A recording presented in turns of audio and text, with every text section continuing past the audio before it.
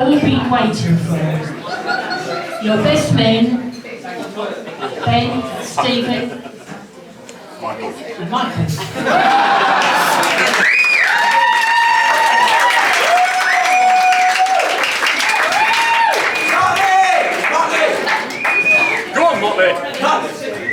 Hello everyone, my name's Michael and I'm one of the three best men. So as we have a few speeches to get through, I'll keep it like the group sector, short and sweet. Now, you're all probably thinking, three best men, Connor isn't that popular, but he is tight. So the more of us he had up here today, the more we'll spend on the stag do's. I've known Connor for around 25 years, going through to Ellswood and Brown plus 4 together. And in year 6, when we found out he was going to the Reigate and I was going to the Warwick, I thought to myself, thank fuck, I've got it ready. As you can see, that didn't quite go to plan. But that's where our friendship really started. I couldn't ask for a better friend. And the only way I can honour that was when I had a little boy and named him Liam. Don't worry, there's still time. I can name it when we're fine. So, going from seeing each other every day for several years to a few times a week playing football with Red Hill, training on Wednesdays and Saturdays and playing games on Sundays, well, I would play and Connor would sit on the bench and admire my goals. That was until Mark had to start a team just so Connor gets some minutes on the pitch. So before passing over to Ben, can everyone raise a glass to the newlyweds?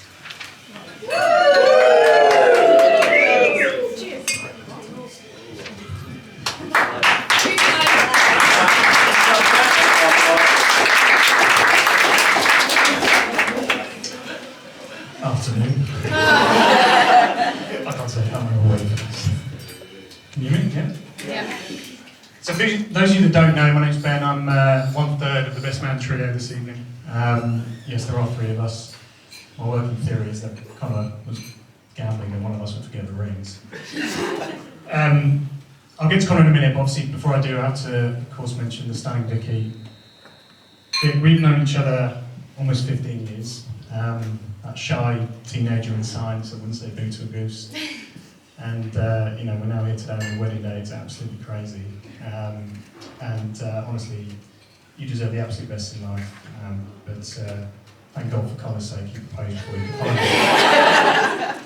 You know, when you connect with someone, you know, on that deep level, when you have that feeling of joy and elation, and you know, you're going to spend the rest of your life with that person. It's an amazing feeling, and one that I know Connor felt when he met me,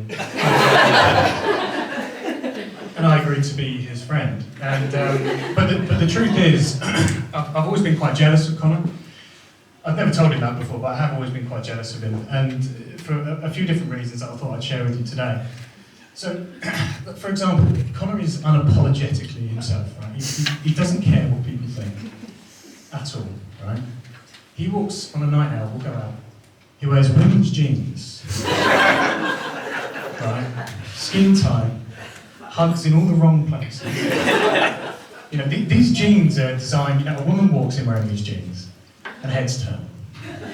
Connor walks in and stomachs turn. He doesn't care. He doesn't care. He also doesn't get embarrassed particularly easily. Apart from this one time, when he was 15, Connor had the house to himself. And he thought, I'm going to have some quality alone time. Unfortunately, ironically, Connor was prematurely interrupted by the postman, who had to witness Connor vigorously going to town on himself.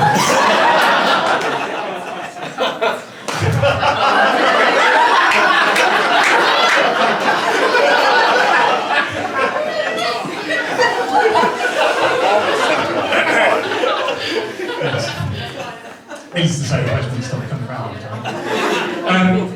Or how dependable he is. So, Saturdays in the Inca household is football day, right? And pretty much every Friday night I would stay over, and I could always depend on Connor to make me do the paper round for him. And the worst thing about it is that I wouldn't get a penny. He would pocket all of the money.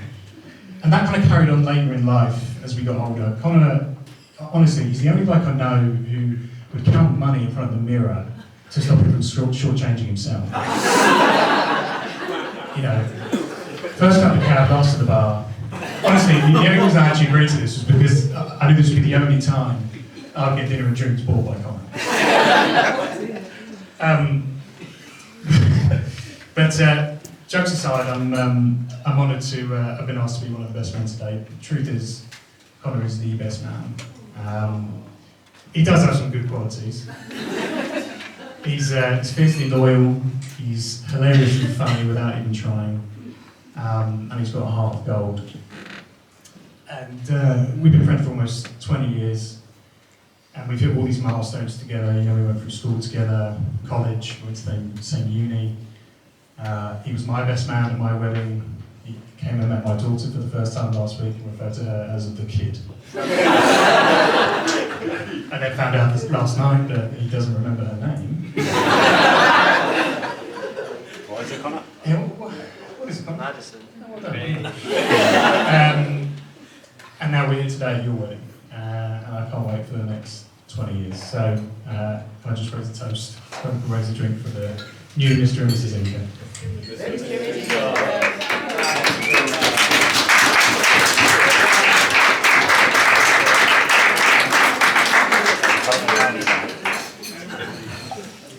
Hi everyone, so I'm Steve. You'll be pleased to know, Connor's third and final best man. So I decided to structure my speech a bit today by using Connor's surname to give us some characteristics as to what Connor's like as a person. So obviously the first letter in Connor's surname, as everyone will well know, is I. Obviously the first thing that came to mind was impatient. Now I don't know how many people in this room have had a phone call from Connor, but if you have had a phone call from Connor, it's almost certainly gone something pretty much just like this. So Connor calls you, "Where are you?" I'll be like 5 minutes, "Hurry up!" And he'll slam the phone down. And usually that's when I buy a text saying he's not actually there yet and it'll be about 10 minutes. But actually, for the letter I, what I went for, which I think is fairly apt, is immature. So myself and Ben have both got kind of newborn babies, as a lot of you will know, and I'm pretty sure they're already more mature than Connor, and they've definitely already bought more rounds. I thought the story that kind of showed Connor's level of maturity in recent times was very recently when it was Connor's 30th birthday. And I won't tell all the story, but all that those who were there will know was on the bus on the way home, Connor was lying on the floor, wearing not a lot. And at age 30, I think that's excellent. So then on to the letter N, and the first thing I thought of was narrow-minded. Because I think everyone that knows Connor knows there's two ways, and that's Connor's way or the wrong way. But actually what I went for was narcissist.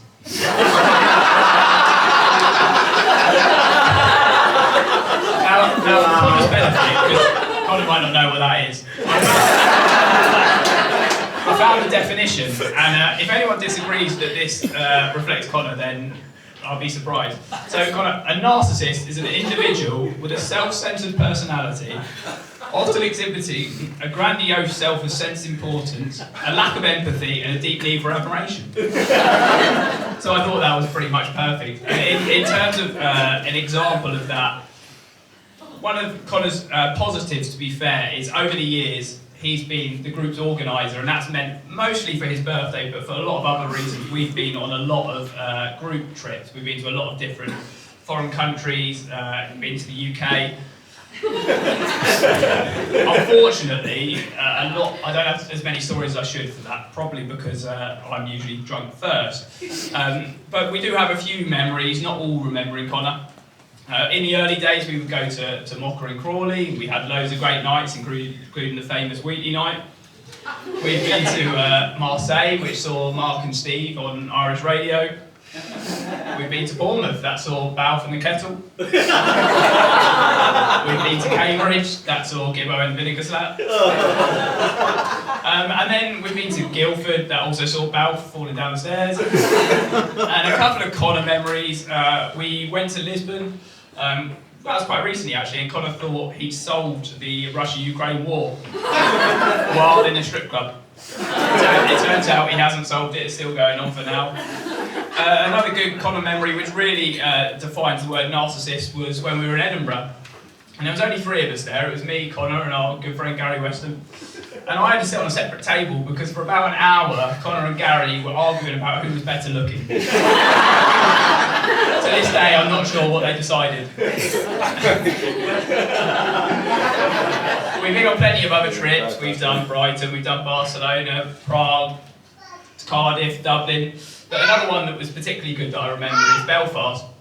And Belfast was particularly good because everyone was on a really good, steady level of drunk. No one got too drunk, everyone was on the right level. Well, that wasn't until Kev decided to ruin the game. Conor, I've got one line for you from that trip, just Conor Inca, this is your life. So moving on from Ed, the letter K, and at this point I was like, why did I decide to use the letters in his surname to do my speech? I googled it.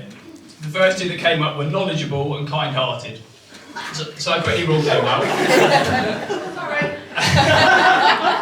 And what I went for was, I think, the word that most people use to describe Conor, which was knob. So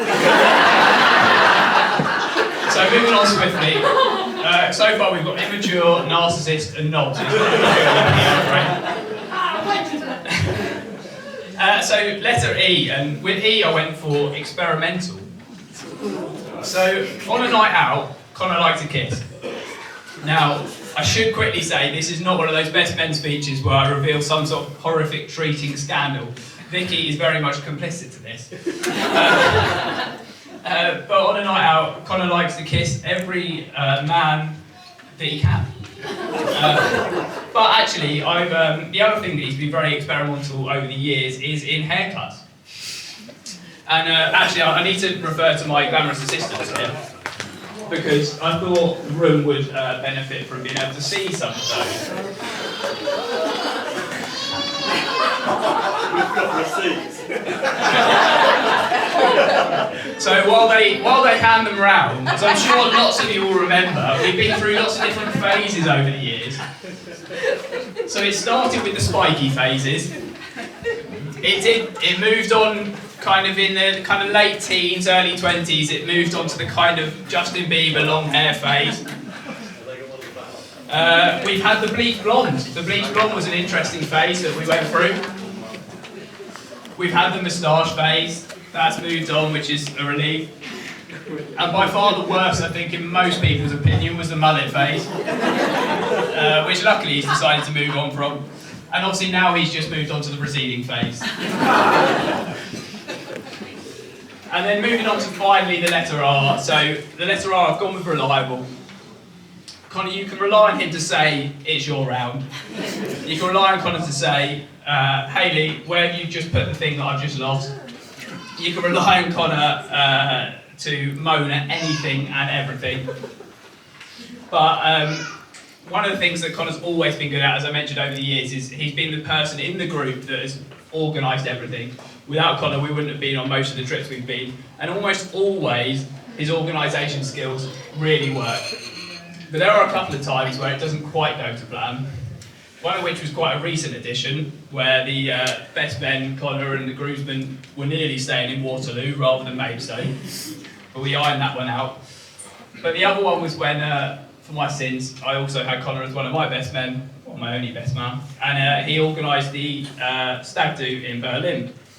And we flew into Berlin, and that was all absolutely fine. We landed there, we got the Uber out to where the Airbnb was meant to be. But it turns out we didn't actually have an Airbnb, so there was about 12 to 13 of us in Berlin with nowhere to stay. After a few hours of staying in probably the worst part of Berlin I think was possible, in a very dingy and dark bar, after we all chipped in, we managed to find a new hotel. And luckily, actually, all's well that ends well, even if we nearly did get kicked out after 5 minutes, they give out. But he'll tell you that story another day if you want to.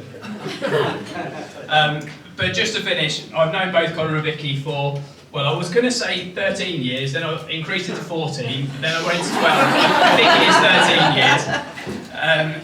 And as was alluded to in Conor's speech earlier, I think they both were reliable. They've been there for each other through thick and thin. They both had their ups and downs. It's been an honour to watch them both grow and develop in the way they have and see their relationship grow. And I'm so proud to be part of their day-to-day, and I can't wait to be part of the rest of their life. So to raise a toast to bride and groom. Bride and groom!